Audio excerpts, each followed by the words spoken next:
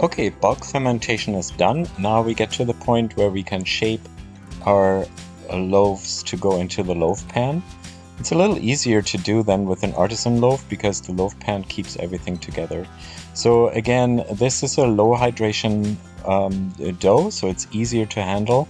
Um, but if we give it some tension, the bread is going to come out nice and keep its shape. So I dump out the dough onto the counter, maybe a little flour, and fold it over once or twice, depending on your preference.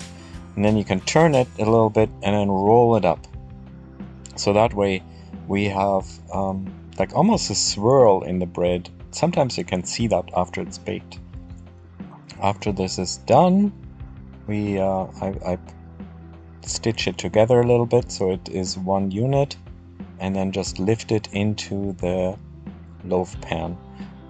These ones are my metal loaf pans. They're a little bit higher, but my new clay loaf pans are lower, so I can now put a hood on it, and I'll leave it on the counter for about an hour to 2 hours before it goes in the fridge for cold fermentation.